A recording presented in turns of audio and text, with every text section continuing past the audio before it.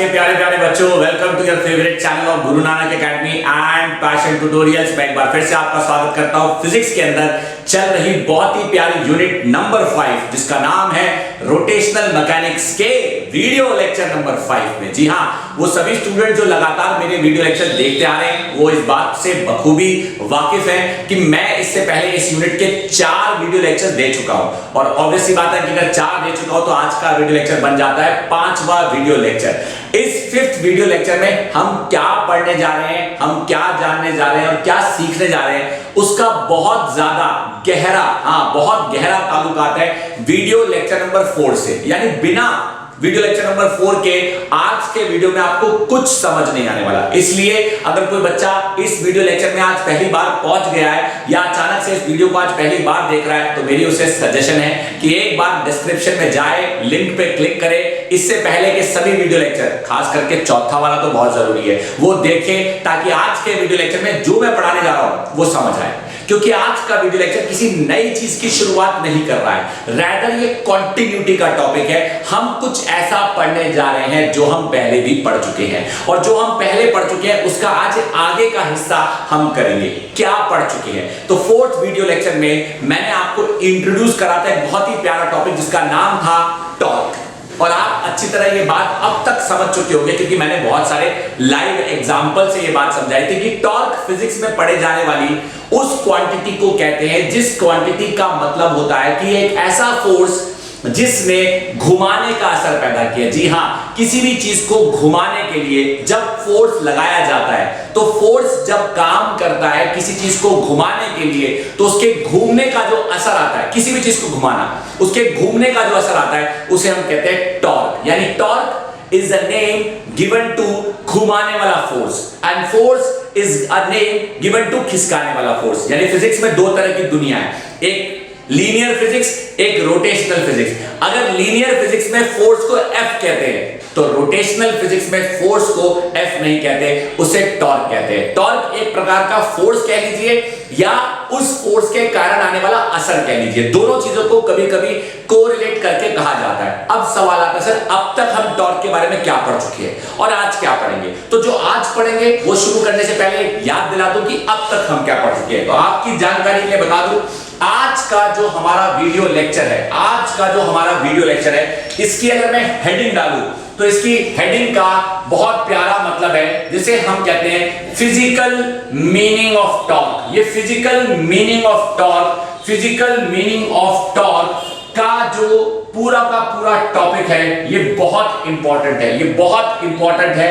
या फिर दूसरे शब्दों में मुझे कहना चाहिए that this topic is nothing but it is the derivation of the expression of torque. It is the derivation of the expression of torque in Cartesian plane. यानी अगर हम एक कार्टेशियन प्लेन की बात करें तो कार्टेशियन प्लेन में torque का एक्सप्रेशन क्या होगा, आज हम वो डिराइव करने जा रहे हैं। तो हम क्या करेंगे, इस बात को समझाने से पहले आपको याद दिलाऊंगा जो हमने अब तक पढ़ा है। तो मेरे प्यारे प्यारे बच्चों, जो हमने अब तक सीख लिया है,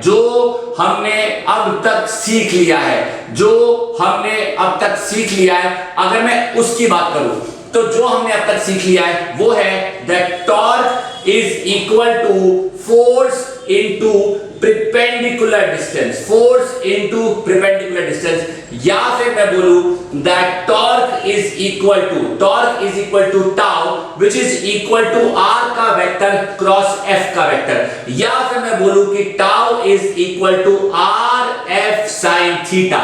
यानी सिंपल शब्दों में अगर मैं कहूं मेरे प्यारे प्यारे बच्चों कि tau vector is equal to R vector cross F vector, तो ये हमारा पहला वेक्टर है और ये हमारा दूसरा वेक्टर है। ये पहला वेक्टर और दूसरा वेक्टर जब आपस में क्रॉस होते हैं, ये पहला वेक्टर है, ये दूसरा वेक्टर है, पहला वेक्टर और दूसरा वेक्टर जब आपस में क्रॉस होते हैं तब जाके हमें मिलता है टॉर्क। मतलब क्या हुआ? मतलब ये कि अगर मैं यहां पे लिख रहा हूं, अगर मेरे पास ये एक प्लेन है, मेरी बात ध्यान से सुनना, मेरे पास एक प्लेन है, लेट अस से कि ये हमारे पास x एक्सिस, y एक्सिस और z एक्सिस है। तो सुनना मेरी बात, this is x axis this is Y axis and this is Z axis. या अगर मैं इसे दोबारा बनाऊं आपको सिंपल तरीके में समझाने के लिए, तो सिंपल तरीके में आपको साफ साफ नजर आ रहा है कि this is X, this is Y and this is Z,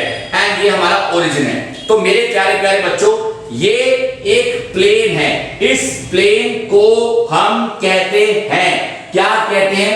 x Y plane. ये भी तो एक प्लेन है और इस प्लेन को कहते हैं मेरे प्यारे प्यारे बच्चों एक्स जेड प्लेन। ये भी एक प्लेन है और इस प्लेन को कहा जाएगा मेरे प्यारे प्यारे बच्चों वाई जेड प्लेन। अब सवाल ये आता है कि सर आपने यहाँ पे 3 प्लेन का जिक्र किया, ये तीनों प्लेन का जिक्र करके आप क्या समझाना चाह रहे हो?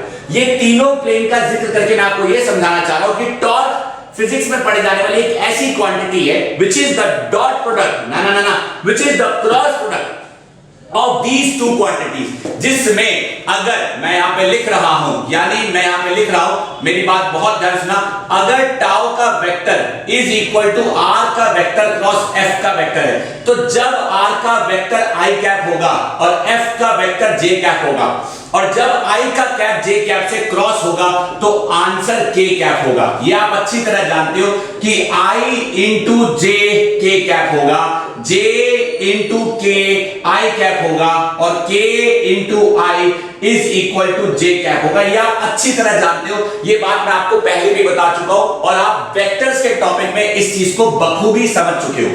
एक बच्चा कहता है हां सर हम ये बात जानते हैं, हम वेक्टर्स के टॉपिक में भी ये बात बखूबी समझ चुके हैं, लेकिन आज आप इस बात को इतना रिपीट क्यों कर रहे हो? आपने पहले भी तो ये बात बताई है चौथे वीडियो लेक्चर में, क्यों आप इसके पीछे पड़ रहे हो? मैं पीछे पड़ गया हूं, सुनो कैसे। देखो यहां पे ये आई कैप और जे कैप किसे डिनोट कर रहा है? आई डिनोट कर रहा है आर को, आई डिनोट कर रहा है आर को, जे डिनोट कर रहा है एफ को और के डिनोट कर रहा है टाउ को, क्योंकि टाउ इज आर और एफ का क्रॉस।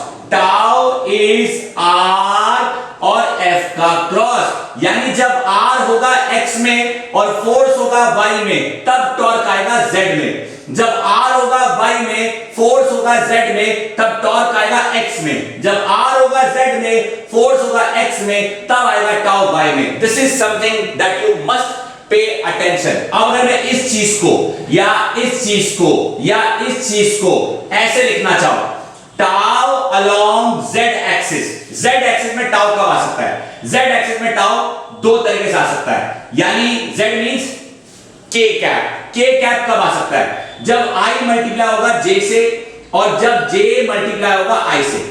आई जब जे से मल्टीप्लाई होता है तो पॉजिटिव के कैप आता है, जे जब आई से मल्टीप्लाई होता है तो माइनस के कैप आता है। ये बात आपको बखूबी पता होनी चाहिए क्योंकि ये पुरानी बात है, मैं यहां पे रिपीट कर रहा हूं और इस पुरानी बात से आप बिल्कुल भी नजरअंदाज नहीं कर सकते। दिस इज समथिंग पुराना, लेकिन मैं इस बात को यहां पर लिखकर आपको क्या समझाना चाह रहा हूं, हमेशा याद रखना। मैंने आपको बताया कि tau is the cross product of R vector, R मतलब लेंथ या पोजीशन कह लीजिए, दोनों फोर्सेस के बीच का परपेंडिकुलर डिस्टेंस होता है आर। सो इफ टाउ का vector is the cross product of R vector and F vector, तो अगर आर एक्स में हुआ एफ वाई में हुआ तो टाउ जेड में होगा। ये आपको पता होना चाहिए। एक्स को वाई से क्रॉस करने पर आंसर जेड में आएगा, वाई को जेड से क्रॉस करने पर आंसर एक्स में आएगा और z को x से क्रॉस करने पर आंसर y में आएगा। ये सीक्वेंस वाइज चल रहा हूं, x के बाद y, y के बाद z, z के बाद x, i के बाद j, j के बाद k, k के बाद i। एक बच्चा कहता है अगर आप सीक्वेंस वाइज नहीं चले तो हाँ, अगर मैं सीक्वेंस वाइज नहीं चला तो क्या होगा? मतलब ये कि i को j से क्रॉस करने पर k मिल रहा है। अगर मैं i को j से क्रॉस ना करके j को i से क्रॉस करूं तो क्या k नहीं मिलेगा? मिलेगा। तब मिलेगा माइनस के, तब मिलेगा माइनस के। इसका मतलब यह हुआ कि टॉर्क प्राप्त करने के दो तरीके हैं। इसका मतलब कि टॉर्क प्राप्त करने के दो तरीके हैं। पहला तरीका कि अगर मान लीजिए फॉर एग्जांपल मेरे पास ये टाउ है, ये टॉर्क है और ये अगर टॉर्क का सिंबल है तो इस टॉर्क को प्राप्त करने के दो तरीके हैं। पहला तरीका कि r के वेक्टर को मैं f से क्रॉस करूं या दूसरा तरीका मैं f के वेक्टर को क्रॉस से r करूं। इससे जब r का वेक्टर f से क्रॉस होगा तो इसे कहते हैं पॉजिटिव आंसर आएगा, इसे कहते हैं पॉजिटिव आंसर आएगा। और जब f को r से क्रॉस करेंगे तो हमेशा याद रखना नेगेटिव आंसर आएगा मेरे प्यारे प्यारे बच्चों। मतलब ये कि अगर i कैप को j से क्रॉस करोगे तो k कैप आएगा, लेकिन अगर j को i से क्रॉस करोगे तो माइनस k कैप आएगा। अगर i r है तो r वेक्टर को f से क्रॉस करोगे तो टाउ पॉजिटिव आएगा, लेकिन अगर f के वेक्टर को r के वेक्टर से क्रॉस करोगे तो टाउ नेगेटिव आएगा। ये चीज आपको अपने दिमाग में बिठानी है। This is something very very important that each child, each student must keep in their mind and you must pay attention to what is being explained here। यहां पे जो बात बताई जा रही है इस बात को आपको अपने दिमाग में बिठाना होगा। ये चीज थोड़ी इंपॉर्टेंट है, थोड़ी इंपॉर्टेंट क्या, बहुत ज्यादा इंपॉर्टेंट है। अब मैं दोबारा लिखता हूं, इसको मिटाऊंगा, मैं अल्टीमेटली समझाना क्या चाह रहा हूं, तो मेरी बात ध्यान सुनना। हम यहां पे लिखेंगे एक्स वाई जेड प्लेन में। मैं यहां पे एक बात लिखने जा रहा हूं, बात बहुत इंपॉर्टेंट है, सुनिएगा ध्यान से, ये बात बहुत इंपॉर्टेंट है। एक्स वाई एंड जेड के ज्योमेट्रिकल प्लेन में, एक्स वाई एंड जेड के ज्योमेट्रिकल प्लेन में टॉर्क के तीन एक्सप्रेशन बन सकते हैं। टॉर्क के तीन एक्सप्रेशन बन सकते हैं। एक बच्चे ने बोला टॉर्क के तीन एक्सप्रेशन बन सकते हैं, कैसे? पहला, या तो टॉर्क काम करेगा एक्स एक्सिस में, या टॉर्क काम करेगा वाई एक्सिस में, या टॉर्क काम करेगा जेड एक्सिस में। अब सवाल आता है सर एक्स एक्सिस में आंसर कब आएगा? एक्स एक्सिस में आंसर आने का मतलब हम चाहते हैं कि आंसर आई कैप में आए। आई कैप में आंसर कब आता है? जब जे के से क्रॉस होता है। वाई का मतलब हम चाहते हैं आंसर जे में आए। जे का आंसर कब आता है? जब के आई से क्रॉस होता है। तो एक्स एक्सिस का आंसर दो तरीके से आता है। एक, जब आपका वाई जेड से क्रॉस होगा, और एक आपका जब z y से क्रॉस होगा। y एक्सिस का आंसर दो तरीके से आता है, एक जब z i से क्रॉस होगा और एक i जब z से क्रॉस होगा। z से x कह लीजिए, z से x कह लीजिए, या x से z कह लीजिए।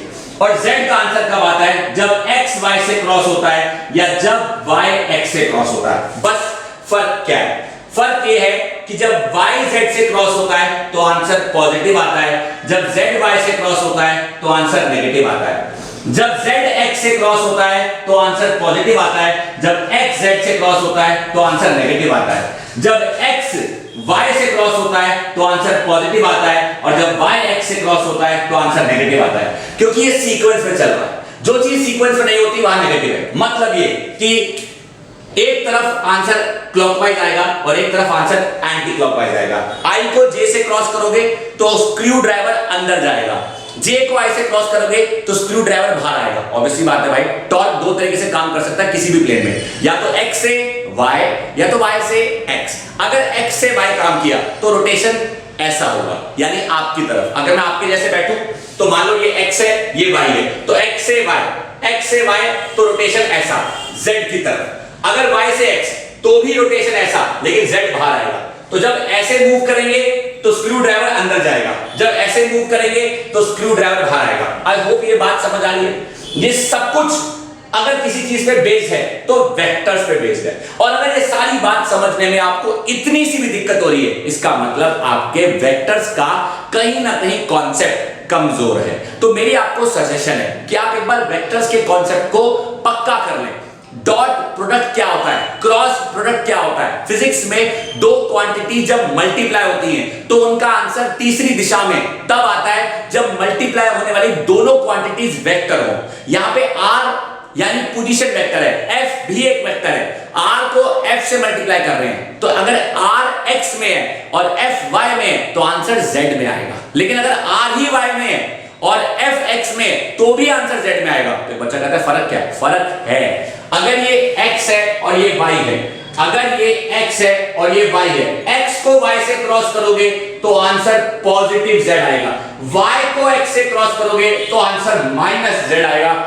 मेरे प्यारे प्यारे क्लास 11th के बच्चों, this is something very very important that you must pay attention. आपको देना है इस चीज पे अपना पूरा ध्यान। अब इस चीज को दोबारा लिख के दिखाता हूं। अभी तक मैंने सिर्फ समझाया है, अभी तक मैंने सिर्फ समझाया। हो सकता है अभी भी कुछ बच्चों को दिक्कत हो रही होगी, हो सकता है अभी भी कुछ बच्चों को दिक्कत हो रही होगी, लेकिन आपकी दिक्कत अब दूर हो जाएगी जो मैं अब लिखने जा रहा हूं। तो मैंने यहां पे जो लिखा था that in X Y Z plane torque के 3 एक्सप्रेशन हो सकते हैं। मैं यहां दोबारा लिख रहा हूं, इन अ कार्टेशियन प्लेन। मैं यहां दोबारा लिख रहा हूं, इन अ कार्टेशियन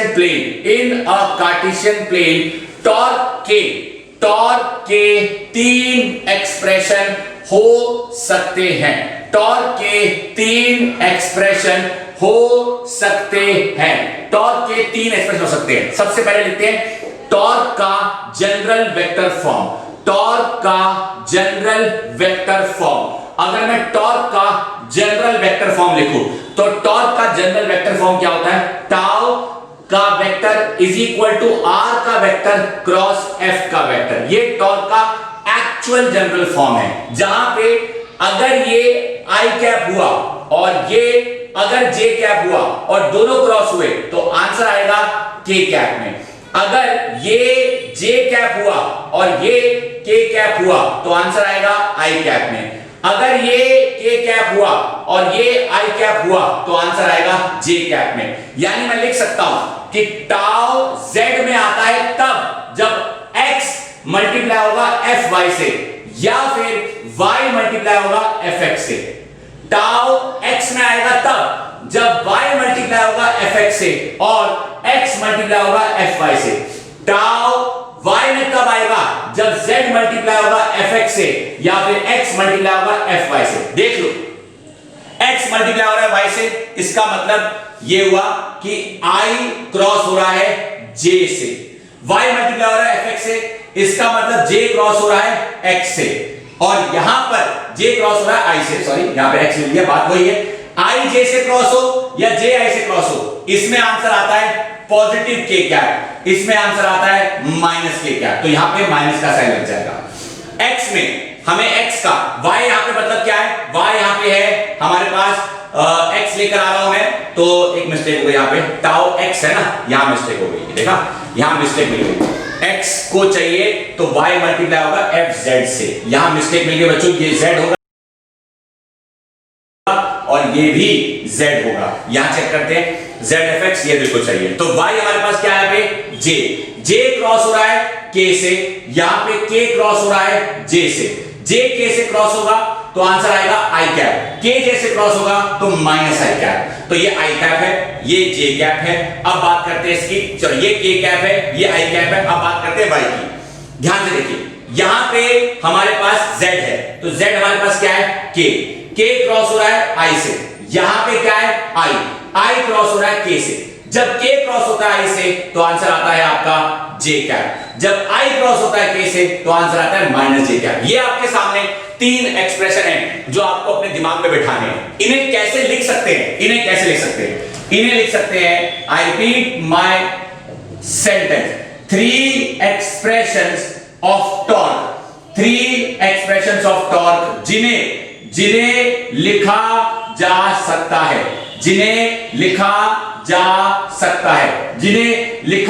है, in the form of polar coordinates. इन्हें पोलर कोऑर्डिनेट्स कहते हैं, in the form of polar coordinates. वो 3 एक्सप्रेशन क्या है? पहला, टाउ अलोंग एक्स एक्सिस आएगा तब जब y fx minus x fy होगा, और टाउ अलोंग y एक्सिस आएगा तब जब z fx minus x fz होगा, और टाउ अलोंग z एक्सिस आएगा तब जब x fy माइनस fx होगा। जरा एक बार इन तीनों एक्सप्रेशन पे नजर डालें। ये तीनों एक्सप्रेशन आपको अच्छे से समझ आना चाहिए। These are the expression number 1, expression number 2 and expression number 3। These are the 3 expressions of torque in polar coordinate. My dear class 11th के प्यारे बच्चों, पोलर कोऑर्डिनेट का क्या मतलब है? पोलर कोऑर्डिनेट का बहुत सिंपल सा मतलब है। पोलर कोऑर्डिनेट का ये मतलब है कि अगर 2 एक्सिस में काम हो रहा है तो तीसरे एक्सिस में आंसर आएगा। अब आंसर 2 तरीके से आ सकता है, या तो वो आंसर इनवर्ड्स आएगा या वो आंसर आउटवर्ड्स आएगा। इनवर्ड्स तब आएगा जब आप सीक्वेंस में मल्टीप्लाई करोगे, x को y से मल्टीप्लाई करोगे तो आंसर z में आएगा, y को x से मल्टीप्लाई करोगे तो भी आंसर z में आएगा, लेकिन तब बाहर आएगा। ये जो मैंने आपको समझाने की कोशिश करी है, इसी को कहते हैं फिजिकल मीनिंग ऑफ टॉर्क, या फिर हम कहते हैं derivation of the expression of torque in Cartesian plane. एक बच्चा कहता है सर आपने कोई डेरिवेशन नहीं करी, आपने बस एक बात को हमें समझा दिया है कि टॉर्क अलोंग एक्स एक्सिस कब आ सकता है। एक्स एक्सिस में टॉर्क दो तरीके से आ सकता है, एक वाई एफ एक्स से आ सकता है, एक एक्स एफ वाई से आ सकता है। इसमें पॉजिटिव आता है इसलिए पॉजिटिव का साइन लगाते हैं, इसमें नेगेटिव आता है इसलिए नेगेटिव का साइन लगाते हैं, दोनों को साथ लिख दिया जाता है। लेकिन ये कैसे आया, ये तो आपने कहीं डिराइव करके दिखाया ही नहीं। अब मैं इन्हीं में से कोई भी एक एक्सप्रेशन डिराइव कर सकता हूं, चाहे मैं torque along X axis derive करके दिखाऊं, चाहे मैं torque along Y axis derive करके दिखाऊं, या मैं torque along Z axis derive करके दिखाऊं। अब आपको मेरी डेरिवेशन पे ध्यान देना है, जो मैं आपको करके दिखाऊंगा कि कैसे डिराइव होता है expression of the torque in polar coordinate, कैसे डिराइव होता है, इस पे दीजिएगा आप पूरा ध्यान मेरे प्यारे प्यारे 11th क्लास के बच्चों, जरा दीजिए पूरा ध्यान जो मैं आपको बताने जा रहा हूं। हम कैसे करेंगे derivation of the expression of torque in polar coordinates. I hope मेरे द्वारा बताई गई अब तक की सारी बातें आपको अच्छे से क्लियर हो गई होंगी और कोई ऐसी चीज नहीं होगी जिसमें आपको जरा भी डाउट रहा होगा। चलिए शुरू करते हैं। इस डेरिवेशन को करने के लिए सबसे पहले हम यहां पे एक कार्टेशियन प्लेन बनाएंगे। लेट अस से कि हमने एक y एक्सिस लिया और हमने एक x एक्सिस लिया। So this is my x axis, this is my origin and this is my y axis. मान लेते हैं कि पार्टिकल पॉइंट P पर है। अगर पार्टिकल पॉइंट P पर है और ये पार्टिकल का पोजीशन वेक्टर है r और इस पार्टिकल पे टॉर्क लगा। अब टॉर्क दो तरह से लग सकता है, या तो फोर्स x में लगेगा या फोर्स y में लगेगा। तो मान लेते हैं कि इस पॉइंट पे दो फोर्स काम किए, एक फोर्स काम किया x एक्सिस के लॉन्ग, एक फोर्स काम किया y एक्सिस के लॉन्ग। फोर्स x में भी लग सकता है y में भी लग सकता है, क्योंकि दो सिचुएशंस हैं। आप देखो यहां पे मैं आपको बताता हूं दो सिचुएशन क्या है। यानी अगर टॉर्क पैदा होगा z में तो या तो पैदा होगा x एफ वाई से या फिर पैदा होगा y एफ एक्स से। यानी फोर्स y में भी लग सकता है, फोर्स x में भी लग सकता है, तब जाके टॉर्क z में पैदा होगा। अब एक बच्चा बोला सर आप z की ही बात क्यों कर रहे हो?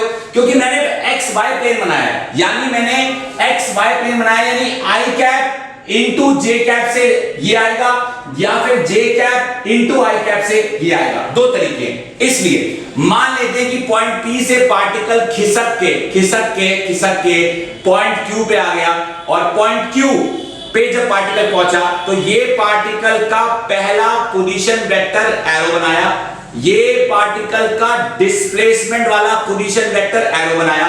अगर ये r है तो इसे मैं बोल सकता हूं dr वेक्टर, भाई ये पार्टिकल डिस्प्लेस कर गया, इसे मैं बोल सकता हूं dr वेक्टर। तो as per triangle law the third side will denote inka resultant and the third side will become r vector plus dr vector and this is the बदलाव d थीटा। क्योंकि पार्टिकल पहले किसी angle theta पे था तो ये d theta आ गया, यानी वो किसी एंगल थीटा पे था और थीटा में आया, बदलाव ये क्या हो गया d थीटा, जब वो r plus dr पे खिसक गया। इसका मतलब पार्टिकल में जो डिस्प्लेसमेंट आई होगी वो भी दो प्रकार की आई होगी, fx के कारण डिस्प्लेसमेंट आई होगी dx में और fy के कारण डिस्प्लेसमेंट आई होगी dy में। ये सिर्फ बताने का तरीका है, आप ये मत सोचने बैठ जाना कि आपने डायग्राम ऐसा क्यों बनाया है। ये सिर्फ डायग्राम बना के आपको डिपिक्ट कराया जा रहा है कि अगर फोर्स y में लग सकता है और फोर्स x में लग सकता है तो डिस्प्लेसमेंट यानी पोजीशन x में भी हो सकती है और y में भी हो सकती है। अब ध्यान से देखो, मैं यहां पे लिख रहा हूं, मैंने यहां पे लिखा लेट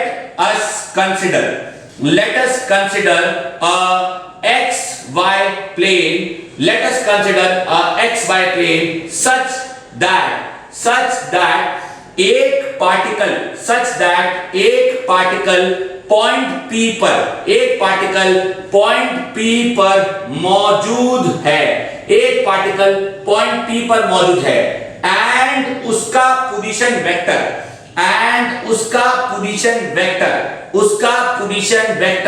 r वेक्टर है। Now let force fx and force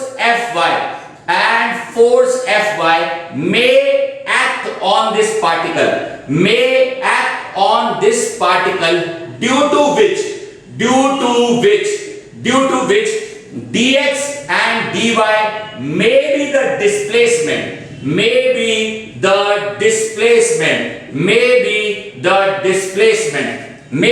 displacement, respectively along x-axis and y-axis. Let the particle rotate and achieve some angular displacement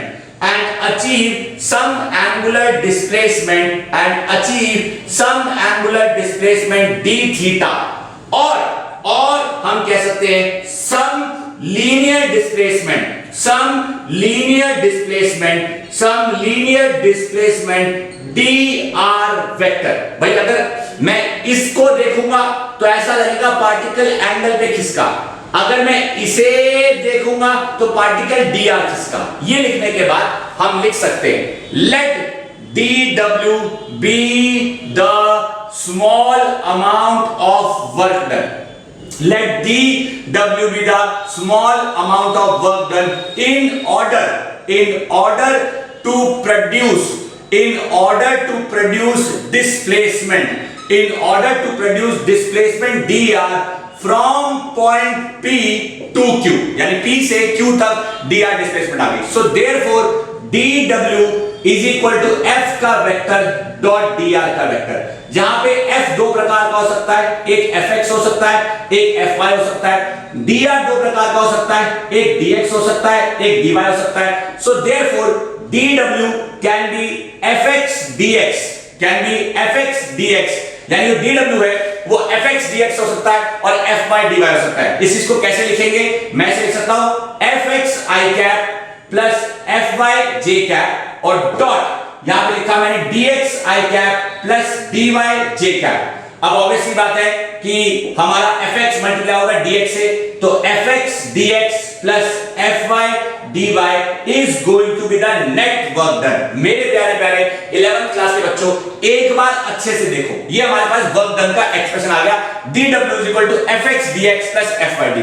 but अब अगर मैं इसी डायग्राम में इस xy प्लेन को दोबारा बनाता हूं, ये ओरिजिन है, ये y है, ये x है और पार्टिकल कहता है p कि मैं थीटा एंगल पे r की दूरी पर हूं, तो r के दो कंपोनेंट हो गए, एक कंपोनेंट हुआ इसका x के लॉन्ग, तो x वाला कंपोनेंट कहलाएगा r cos थीटा और y वाला कंपोनेंट कहलाएगा r sin थीटा।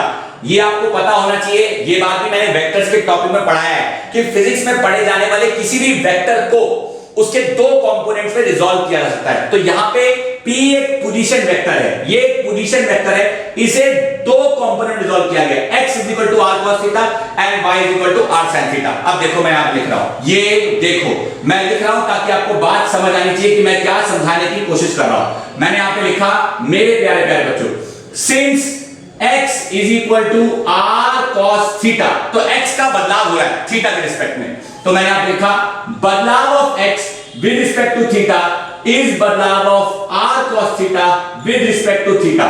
तो मेरे पास आया dx बटा d theta is equal to r बाहर आया बदलाव of cos theta with respect to theta, तो ये बन गया मेरे बच्चों माइनस r sin थीटा, और we can say that dx is equal to minus r sin theta d theta. अब मत भूलो कि r sin थीटा कौन है, r sin थीटा y है।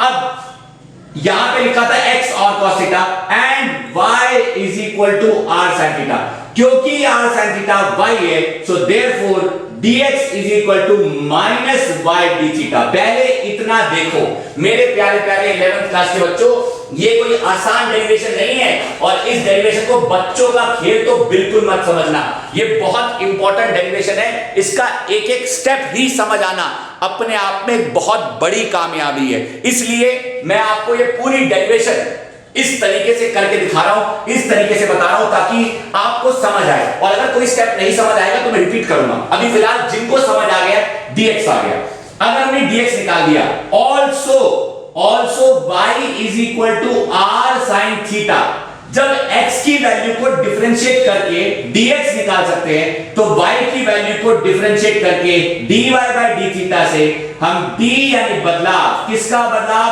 r sin थीटा का, किसके साथ, थीटा के साथ, हम निकाल सकते हैं dy is equal to r cos theta d theta. और r cos थीटा कौन है, r cos थीटा कौन है, x। So therefore dy is equal to x d theta. एक बच्चा बोला सर ये क्या कर रहे हो, आपने dx क्यों निकाला और आपने dy क्यों निकाला, क्या करोगे इस dx और dy का? नाइस क्वेश्चन, क्या करूंगा अभी समझ आएगा, लेकिन यहां पहुंचने से पहले यहां कैसे पहुंचा वो आप पूरा देखो और पूरी डेरिवेशन दोबारा करा रहा, दोबारा सुनो। सबसे पहले x axis y axis, x axis y axis बोले तो x y plane, x y plane में एक पार्टिकल पॉइंट P पर, और पॉइंट P पर पड़े पार्टिकल की पोजीशन वेक्टर r, उसका x के साथ बनने वाला एंगल थीटा। पॉइंट P पर दो फोर्स लग सकते हैं क्योंकि वो x y प्लेन में, या तो उस पे लग सकता है Fx फोर्स या उस पे लग सकता है Fy फोर्स। अगर Fx फोर्स लगा तो डिस्प्लेसमेंट आएगी dx, अगर Fy फोर्स लगा तो डिस्प्लेसमेंट आएगी dy। मान लीजिए कि फोर्स के कारण पार्टिकल खिसक कर यहां आ गया, तो ये पहला वेक्टर, ये वाला पहला वेक्टर, ये दूसरा वेक्टर, और ट्रायंगल लॉ के अनुसार इनका रिजल्टेंट ये इस तरफ एरो बनाने वाला है तीसरा वेक्टर। तो अगर ये r है, ये dr है, तो ये r प्लस dr है। तो व्हाट इज dr, डिस्प्लेसमेंट। इस डिस्प्लेसमेंट को लाने में कुछ तो वर्क डन हुआ होगा, let dw be the work done to produce the displacement dr from p to q। और इस वर्क डन में डिस्प्लेसमेंट लाने में जो फोर्स है वो दो प्रकार के, एक Fx फोर्स, एक Fy फोर्स। तो F की जगह लिखा Fx Fy।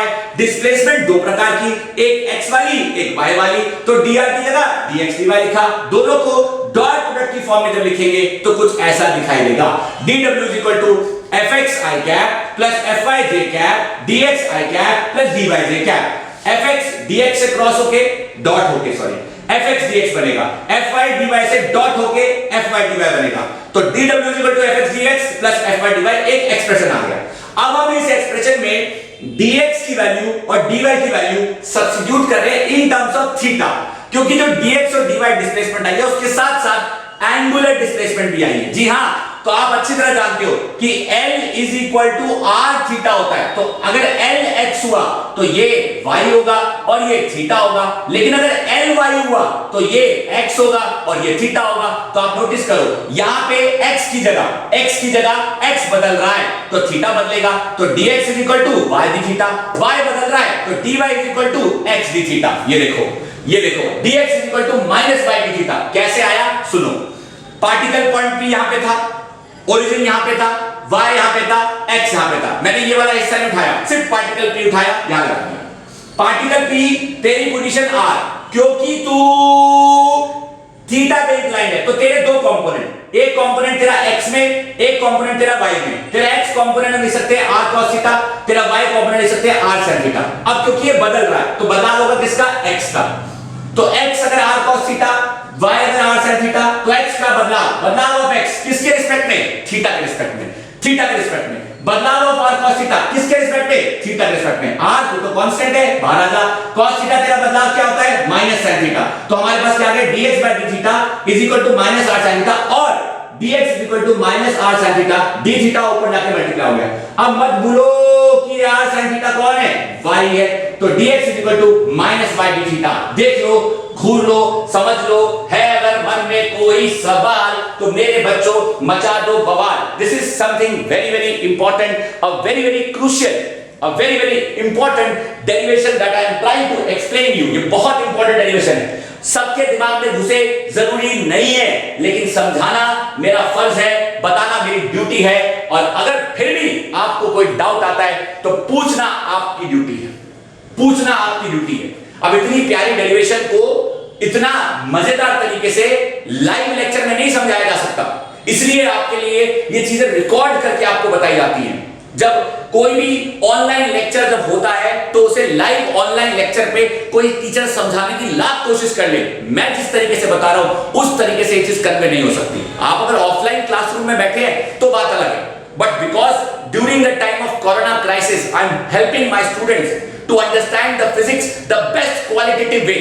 So this is why I tend to record, this is why I tend to convey the best way possible, ताकि पीछे आगे जाके एक बार में पूरी चीज देख सको। एक बार जरा घूर लीजिए, समझ लीजिए, कोई डाउट है तो पूछ लीजिए। अब क्योंकि dx की वैल्यू आ गई, क्योंकि dy की वैल्यू आ गई, तो dx की वैल्यू को उठा कर यहां और dy की वैल्यू को उठा कर यहां हम पुट करेंगे, तो हमें मिलेगा dw is equal to fx के साथ माइनस y d थीटा और fy के साथ x d थीटा। तो मेरे पास आया dw is equal to x fy d theta minus y fx d theta, और हम कह सकते हैं dw is equal to x fy minus y fx, और बाहर आ गया d थीटा। जरा एक बार ध्यान से देखो मेरे प्यारे प्यारे बच्चों, ये पूरा एक्सप्रेशन ध्यान से देखो। इस पूरे एक्सप्रेशन में आप नोटिस करो ये क्या चीज है, ये x fy minus y fx, x fy minus y fx, x fy minus y fx tau. तो हम लिख सकते हैं therefore dw is equal to tau d theta। जी हां, where tau is equal to x fy minus y fx। मेरे प्यारे प्यारे 11th class के बच्चों, एक बार घूरो, है अगर मन में कोई सवाल तो आप मचाओ पूरा बवाल। where x fy, ये जो एक्सप्रेशन है x fy minus y fx, x fy minus y fx, ये क्या है? टाउ है। अब सवाल आता है, सर आपने लिखा dw is equal to tau d theta, लिखा, समझ आता है कि आपने लिखा dw is equal to tau d theta। ये dw is equal to tau d theta को हम किससे मैच कराएं फिजिक्स में? एक बच्चा बोला मैच कराने की जरूरत क्या है? जरूरत है, क्या जरूरत है? ये देखो, ये देखो dw is equal to क्या होता है? f dx, इसे कहते हैं लीनियर फिजिक्स, और मैंने लिखा है dw is equal to tau d theta, इसे कहते हैं रोटेशनल फिजिक्स। जी हां, ये देखो, ये है लीनियर फिजिक्स, लीनियर फिजिक्स, और ये है रोटेशनल फिजिक्स। जरा नोटिस करो, जो चीज लीनियर दुनिया में f है, वो चीज रोटेशनल दुनिया में टाउ है। यहां चीजें खिसक रही हैं, इसलिए लीनियर डिस्प्लेसमेंट, यहां चीजें घूम रही है, इसलिए एंगुलर डिस्प्लेसमेंट। एक बार जरा नजर डालो मेरे प्यारे प्यारे 11th क्लास के बच्चों, dw is equal to f dx, dw is equal to f dx normal expression है, dw is equal to f dx normal expression है लीनियर फिजिक्स का, and dw is equal to tau d theta expression है rotational physics का। This is something very very important my dear प्यारे प्यारे class 11th के बच्चों। एक बात देख लो, मैं दोबारा कराऊंगा। एक बच्चा कहता है दोबारा क्या? दोबारा ये पूरी डेरिवेशन दोबारा लिख दोगे? हाँ, पूरी डेरिवेशन दोबारा करा दूंगा। इतना आपको चीजों को रिपीट करने का मैं ताकत रखता हूं, और कभी भी किसी चीज को बार बार बताने में मैं हेजिटेट नहीं करूंगा, क्योंकि मेरा टारगेट एक है, समझ आना चाहिए। टारगेट एक है, समझ आना चाहिए। आप अगर उसमें साथ नहीं दोगे तो मैं कुछ नहीं कर सकता, लेकिन आपको समझाने के लिए मैं कोई कमी नहीं छोड़ सकता। यही चीज मैं कर रहा हूं, इसलिए एक बार फिर से लगा लो, 30 सेकंड और दे रहा हूं, फिर देखो रिपीट करूंगा, मिटा के सारा रिपीट करूंगा। देखो जरा ध्यान से, एक बार जरा अच्छे से घूर लीजिए। आपके सामने ये पूरा का पूरा बोर्ड पे whatever things you can see this entire derivation. अरे मैं तो कहता हूं वीडियो पॉज करो, बगल में किताब और चेक करो किताब भी कौन सी, एनसीईआरटी मत खोल लेना गलती से, ये बात ध्यान रखना मेरे बच्चों। आइदर ओपन प्रदीप और ओपन एस अरोड़ा, इसके अलावा नहीं कोई किताब आपको खोलनी है। ये दो किताबें हैं जहां से फिजिक्स पढ़ी जाती है। चलिए अब मैं फ्रेम के सामने हूं आ जाता और इस पूरी कहानी को मिटा देता। सब कुछ दोबारा करूंगा, सब कुछ दोबारा करूंगा, सब कुछ दोबारा करूंगा, डायग्राम भी दोबारा बनाऊंगा, सब कुछ एक एक चीज, एक एक चीज सब कुछ दोबारा करूंगा मेरे प्यारे प्यारे बच्चों। अगर किसी को समझने में अभी भी दिक्कत आई है, अभी भी दिक्कत आई है, तो अब नहीं आएगी। आपको पूरा एक्सप्रेशन डिराइव करके दिखाऊंगा। दिस इज द डेरिवेशन मेरे प्यारे प्यारे प्यारे बच्चों, this is the derivation of the expression, derivation of the expression of torque in polar coordinates. जी हां, पोलर कोऑर्डिनेट में हम टॉर्क के एक्सप्रेशन की डेरिवेशन कर रहे हैं। कौन से एक्सप्रेशन की? Tau z is equal to x f y minus y f x.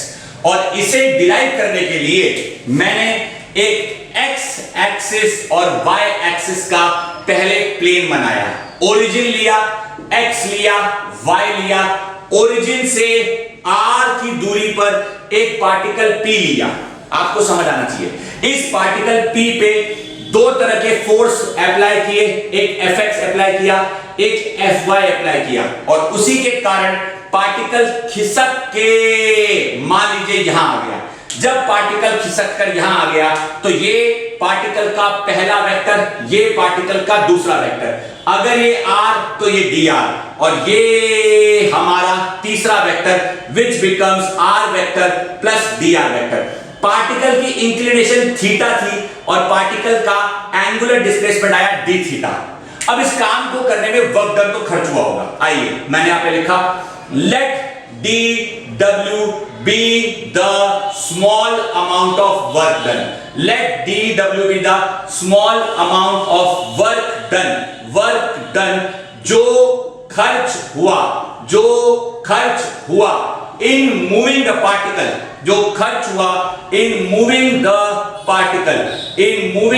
particle from point P to Q, from point P to Q under the application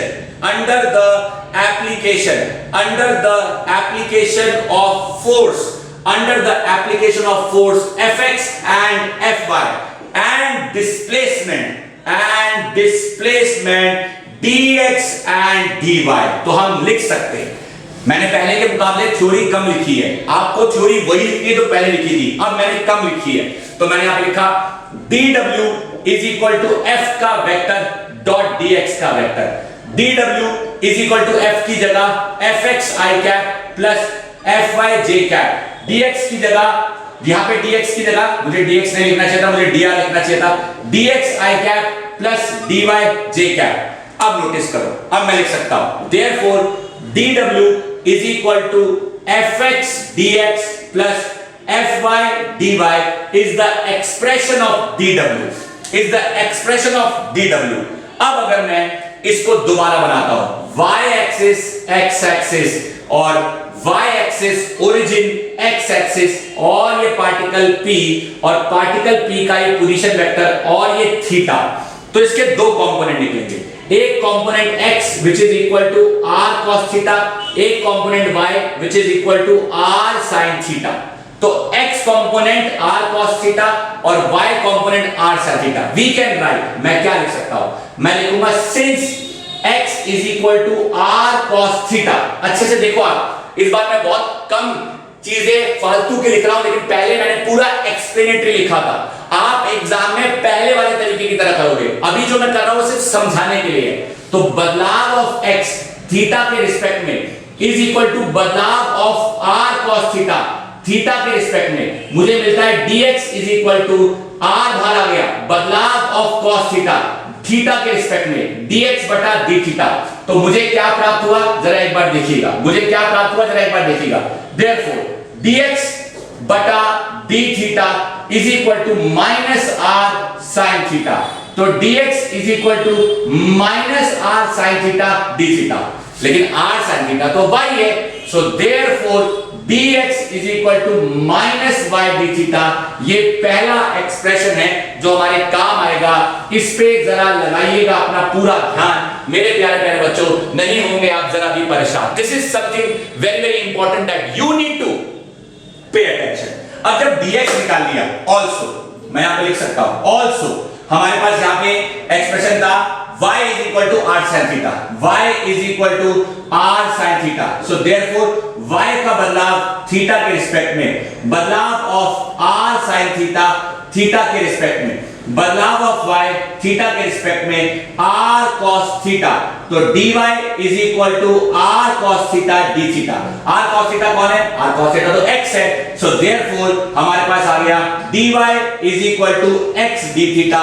ये दूसरी चीज है जो आपको अपने दिमाग में बिठानी है, इस पे भी मैं स्टार लगा देता हूं। मेरे प्यारे प्यारे 11th क्लास के बच्चों जरा दीजिए अपना पूरा ध्यान, है मेरी गारंटी आप नहीं होंगे परेशान।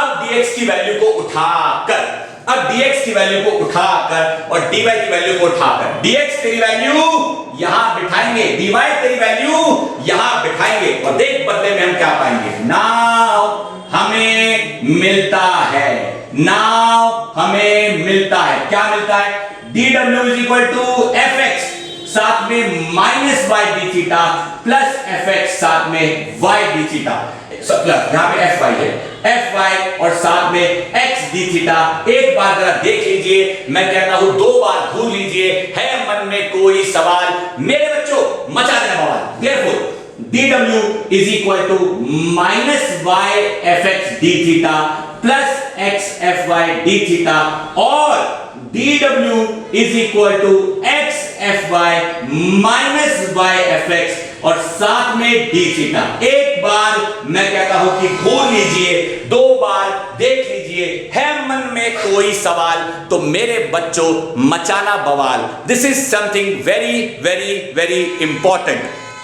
अब इस एक्सप्रेशन में आपको जो ये x fy minus y fx नजर आ रहा है, जी हां ये x fy minus y fx नजर आ रहा है, इसी को तो कहते हैं torque. So therefore dw is equal to tau d theta.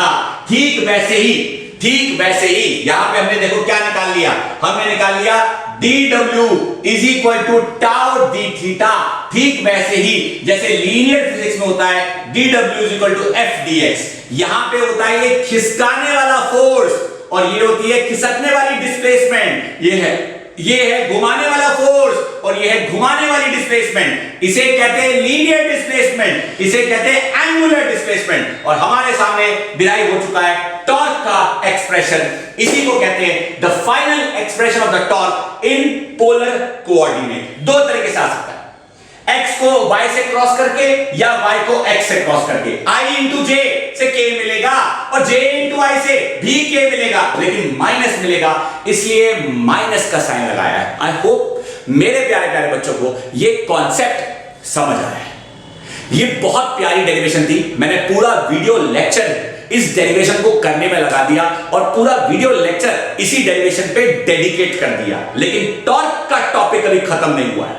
Torque का हर टॉपिक इतना इंपॉर्टेंट है ना कि हर टॉपिक पे एक वीडियो लेक्चर बन सकता है। तो आप बेफिक्र होके बेसब्री से इंतजार कीजिएगा और आप अपना टाइम वेस्ट करें, मतलब बिना किसी वजह के बेफिजूल अपना समय वेस्ट मत कीजिएगा। मैं बहुत जल्द लौट कर आऊंगा एक नया वीडियो लेक्चर लेके, यहीं से शुरू करूंगा क्योंकि जो अगली बात है वो इससे रिलेटेड है।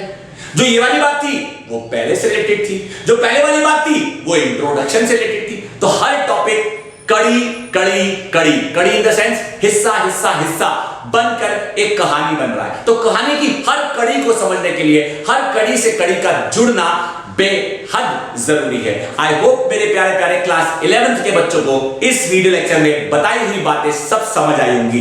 किताब खोल के एक बार वेरीफाई जरूर कर लेना और लिखकर प्रैक्टिस जरूर कर लेना। फिर भी कोई डाउट आता है तो आपको पता है कि क्या करना है। डाउट पूछो बिंदास, अपने क्लियर करो बिंदास, आपको नहीं होगी कोई टेंशन आज के बाद। यही मेरी आपको रिक्वायरमेंट है।